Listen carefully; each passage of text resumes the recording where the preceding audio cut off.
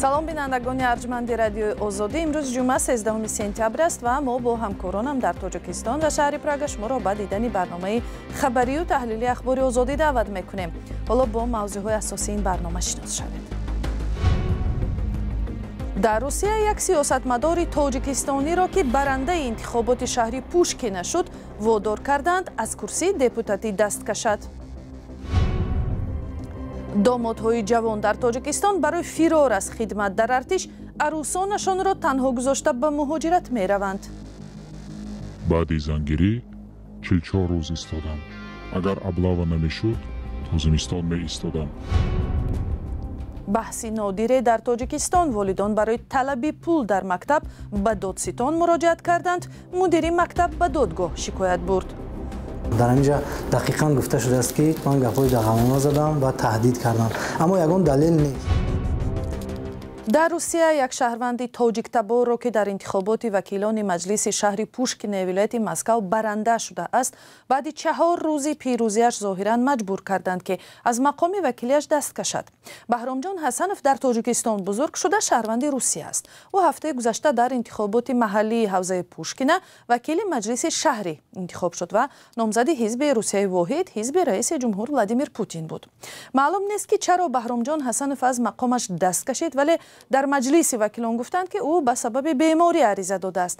дар ин нишасти маҷлиси шаҳрӣ ки сокиту ором мегузарад, раис аз ҳозирон мепурсад ки оё тарафдори он ҳастанд ки ваколатҳои Баҳромҷон Ҳасанов қатъ карда шаванд ва аксарият даст мебардоранд. дар шабакаҳои иҷтимоӣ корбарони зиёди рус гуфтанд ки кори хубе шуд ки ӯро аз маҷлиси шаҳри Пушкина ронданд. яке дар миён гуфтааст ки акнун бояд айни корро бо онҳое кунанд ки дар мағозаҳои Русия кор мекунанд. худи Баҳромҷон Ҳасанов ки ба навиштаи расонаҳои русӣ ба артиши Русия дар Украина кӯмаки бисёр фиристодааст, сабаби даст кашиданаш аз курсии вакилиро шарҳ надод. дар Русия баъди ҳамлаи маргбор ба толори консертии Крокус, муҳоҷирситезӣ ва бахусус бадрафторӣ бо муҳоҷирони тоҷик зиёд шудааст. дар Тоҷикистон ки мавсими даъвати тирамоҳии ҷавонон ба сафи нирӯҳои мусаллаҳ идома дорад, муҳоҷирати домодҳои ҷавон ба Русия авҷ гирифтааст. баъзеҳо ҳатто моҳи асал бо завҷаи ҷавонро нагузаронида барои кор ба Русия мераванд, то онҳоро ба артиш набаранд. қисмати дигар барои он мераванд ки қарзеро ки барои издивоҷ гирифтаанд баргардонанд.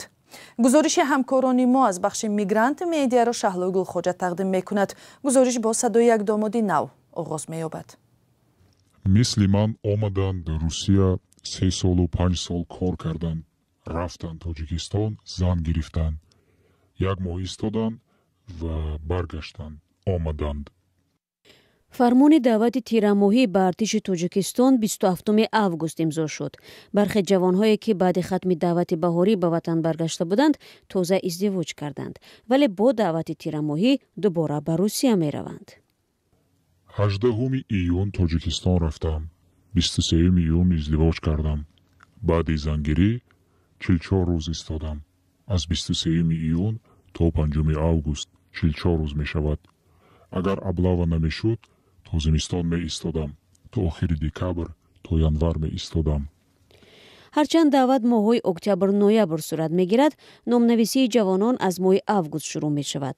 комиссияҳои даъват ба хизмати ҳарбӣ дар шаҳру ноҳияҳо баъди имзои фармон корро шурӯъ мекунанд. ҳар сол дар диҳаҳои мо ҳамин хел мешавад. дар моҳи август дери дер 15 август пушти дарро мегиранд, ё ин ки хидмат ё номатро сабт мекунанд. ман чанд сол набудам, ҷузъиёташро намедонам.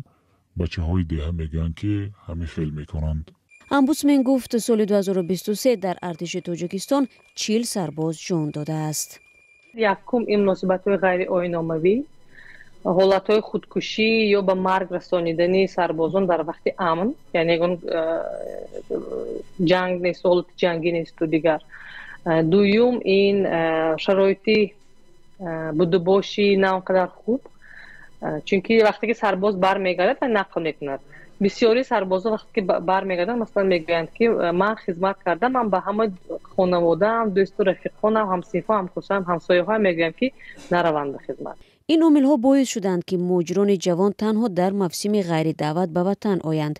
بعضی جوانمردان همگی 1.5 تا 2 ماه نزد خانواده خود می‌ایستند. ابله و یا دعوت به خدمت حربی آنها را مجبور می‌کند که پیش از تمام شدن مبلغ دوباره به مهاجرت روند. رئیس 300 کس زیادتر بود. 70% زیادتر جوانان بودند. باقی مانده زنک و کودک. زیاده از 5 کس را می‌دانم که تابستان رفتند و ازدواج کردند آمدند. بعضا وقت میگویم که ما همون غلامی که در روسیه هست، مهاجرتی که قریب که به غلامی برابر شده است، همون انتخاب میکنیم به جای آنکه در وطن ما خدمت کنیم، چون که دیگر علاج ما نیست. 12 ماه یا 24 ماه ما باید که عائله ما مبلغ گذاری کنیم، دستگیری کنیم. وزارت عدلیه گفت سال گذشته در تاجیکستان 76,000 عائله نو تشکیل شده است، ولی معلوم نیست شمار دامادهای مهاجر مهنتی چند است.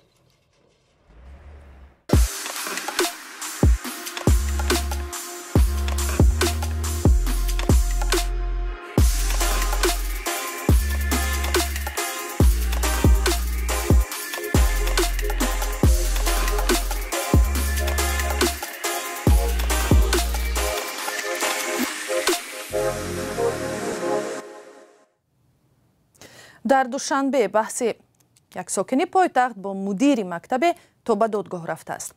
والدین 2 نورسه که در لیسه رقم 5 درس میخوانند به دادستانی شکایت بردند که از آنها برای تحصیل بچه‌هایشان غیر قانونی پول میگیرند. در مقابل مدیر مکتب پدر کودکان را با اتهام تهدید به او و زیان رسانیدن به سلامتی روانیش به دادگاه کشیده است. جزئیات بحث و کشمکش دادگاهی دو طرف در گزارش شهلا عبدالله. معلومات در آن نیست، نه سند است، نه. این حقوقشناس میگوید بعد ناراضگی‌اش از طلب مبلغ در یکی از تعلیمگاه‌های شهر دوشنبه که فرزندانش آنجا تحصیل می‌کردند به دادگاه کشیده شده است. گویا من گپ‌های قبیح زده باشم در حق رهبر مؤسسه و گویا دغلانه رفتار کرده باشم و تا حتی تهدید کرده باشم.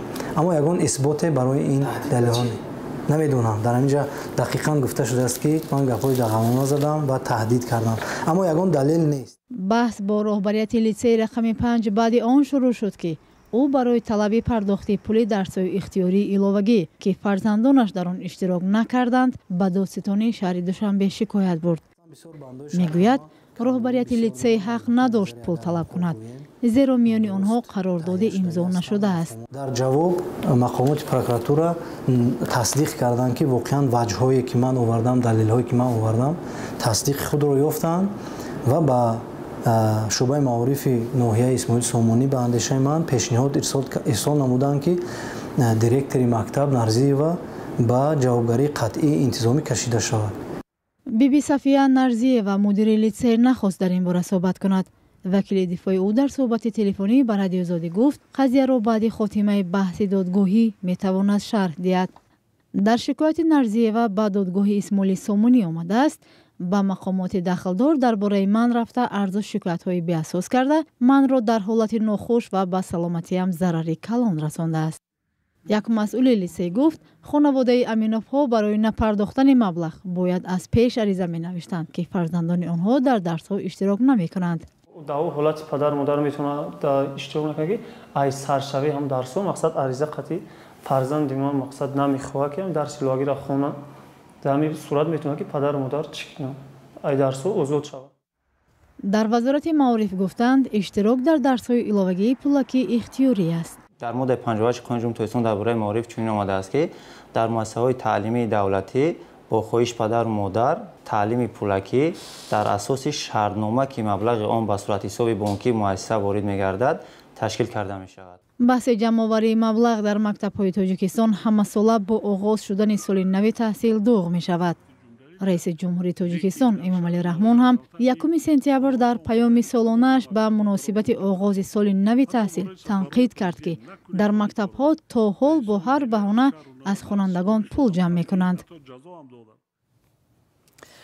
یک ساکن ولایت سوخت شکایت دارد که تقریباً 10 سال باز در شرایط سخت در خانه قدیمه و نیمه ویران زندگی می‌کند.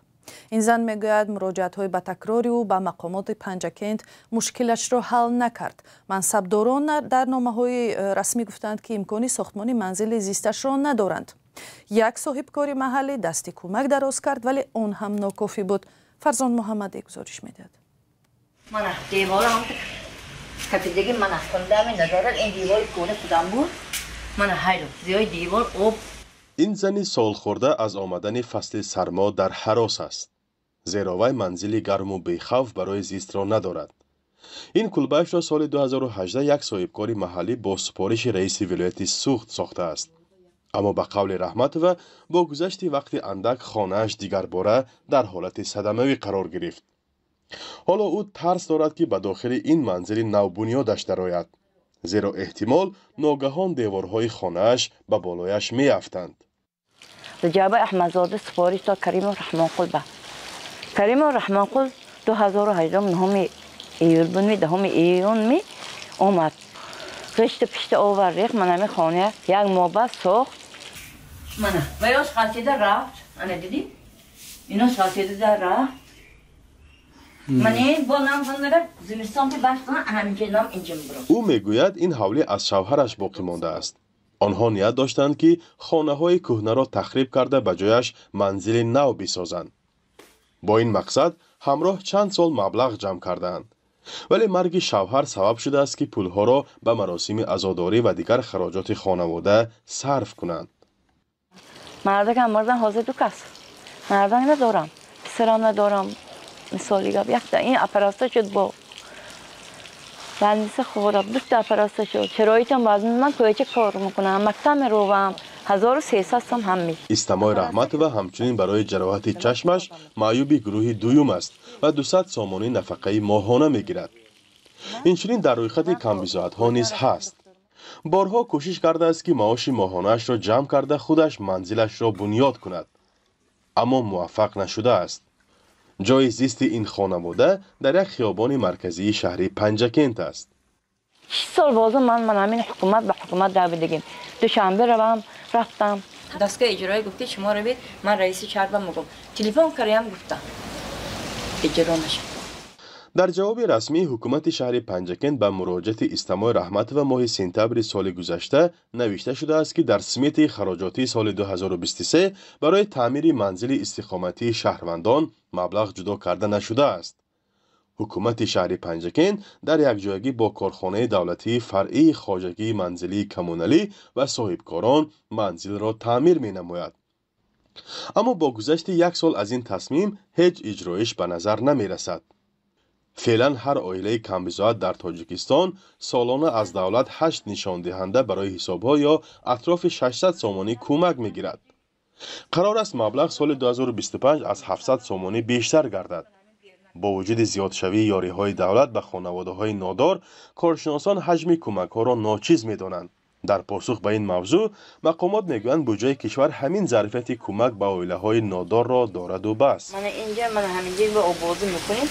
ولی به قول خانم رحمت و با این مبلغ هیچگاه منزل زیست بنیاد کردن نمی‌تواند و مجبور است توسط رسانه‌ها از مردم امداد بجوید. ضمناً به عنوان رادیو آزادی مراجعت کنندگان با چنین مسئله زیادند و این یک نمونه از مشکلات صدها عائله کمبزاعت در تاجیکستان است. و یک خبر شاخه خراسان گروه دولت اسلامی مسئولیت حمله مرگبار به زایران شیعه مذهب در افغانستان را به دوش گرفت. در حمله دیروزه 12 سپتامبر 14 نماینده اقلیت هزاره کشته شد. هادی رحیمی زاده سابق عضو شورای ولایت دایکندی که حادثه آنجا رخ داد گفت که به گروه زایران مسلحان ناشناس تیر انداختند. منبع‌های دیگری محلی گفتند که حملگران سوار موتورسیکل بودند. بینندگان ارجمند برنامه ما در همینجا با آخر میرسد. تشکر که با ما بودید. خبر و گزارش از این بیشتر رو همیشه میتوانید در وبسایت azadi.org و صحیفه های رادیوی آزادی در فیسبوک و اینستاگرام، ایکس و تلگرام، تیک تاک و یوتیوب دسترس کنید. با رادیوی آزادی فرستادن خبر و ویدیوهای مهم و جالب از حادثه های تاجیکستان را فراموش نکنید. خدا نگهدار.